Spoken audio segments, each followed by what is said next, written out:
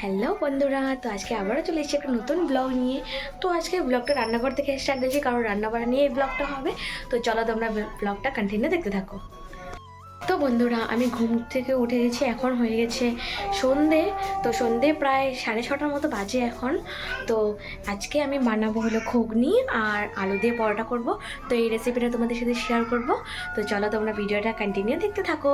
এখানে ঘুগনির জন্য আমি এখানে মটর ভিজিয়ে নিয়েছি, একটু বিকালে ভিজিয়েছিলাম তাই অতটা ভিজে নিই। তো প্রেসারে দিলে সিদ্ধ হয়ে যাবে। আর এখানে পেঁয়াজ কেটে নিয়েছি, আর রসুন আর আদা আছে একটু।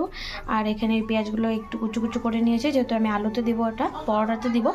আর এখানে আলু সেদ্ধটা বুনো গ্রেট করে ফেলেছে। আর এটা ছিল আলু ঘুগনির জন্য। আর এখানে ছিল বেকিং পাউডার, বেকিং সোডা পরোটাতে দেওয়ার জন্য। তো চলো তোমরা ভিডিওটা কন্টিনিউ দেখতে থাকো। তো আমি এখানে ভেজানো বুটগুলো দিয়ে দিব প্রেসার কুকারে।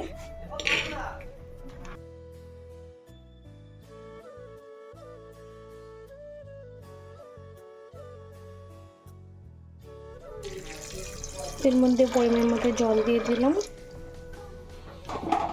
তা সেদ্ধ হওয়ার জন্য নুন দিয়ে দিলাম। পরিমাণ মতো দিইনি, আমি সেদ্ধ হওয়ার জন্য দিয়েছি, পরে রাখলে আরও দেবো। তো তারপর করে ঢাকনাটা আটকিয়ে দিলাম। গ্যাসটা জ্বালিয়ে নিয়েছি, এখন প্রেসার কুকারটা বসিয়ে দেবো।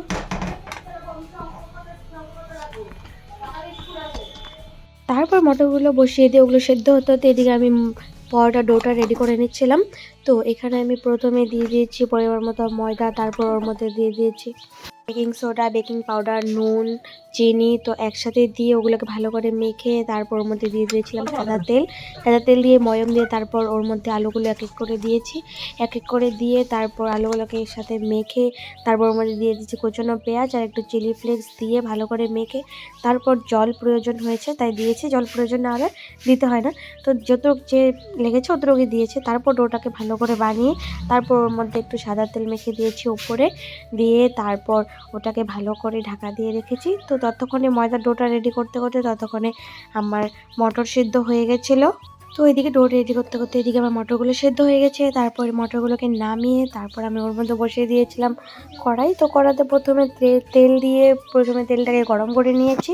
গরম করে নেওয়ার পর ওর মধ্যে দিয়ে দিয়েছিলাম কুচো করে রাখা পেঁয়াজগুলোকে। তো পেঁয়াজগুলোকে দিয়ে তারপর ওগুলোকে লাল লাল করে একটু ভেজে নিয়েছি। পেঁয়াজগুলো ভাজা হয়ে যাওয়ার পর ওর মধ্যে দিয়ে দিয়েছি পেস্ট করে রাখা মশলা। মশলার মধ্যে ছিল শুকনো লঙ্কার পেস্ট, আদা রসুনের পেস্ট ও সামান্য একটু পেঁয়াজ দিয়ে তারপর আমি মশলার সাথে পেঁয়াজগুলোকে ভালো করে কষিয়ে নিয়েছি। তারপর ওর মধ্যে দিয়ে দিয়েছি সেদ্ধ করে রাখা মটর ও আলুগুলোকে দিয়ে তারপর ওগুলোর সাথে ভালো করে মশলাটাকে কষিয়ে নিয়েছি।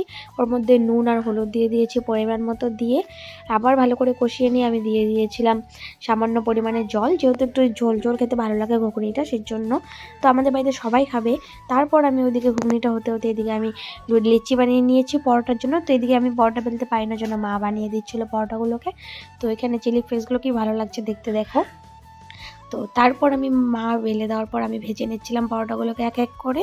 তারপর আমি সবগুলো পরোটা সেম প্রসেসে ভেজে নিয়েছি। তো এখানে বুনু আর আমি বেড়ে নিয়ে বসে গেছি, সবাইকে দিয়েছি, তারপর আমরা বসেছি।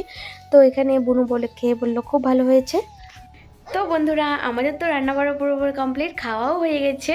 তো ঘরে যা যা ছিল ওগুলো দিয়েই বানিয়েছি, সেরকম আর কোনো কিছু দেইনি এক্সট্রা করে। ধরো গরম মশলা টরম মশলা যেগুলো দেইনি, ঘরে যা যা ছিল ওইগুলো দিয়ে বানিয়েছি। তো তাও তোমাদের কেমন লেগেছে কমেন্ট করে জানিও। আর যদি ভালো লেগে থাকে like comment subscribe and share করে দিও। আর আজকের ব্লগটা এই পর্যন্ত, দেখা হচ্ছে নেক্সট কোনো মিনি ব্লগ বা ব্লগে। তো আজকের মতো টাটা সবাইকে।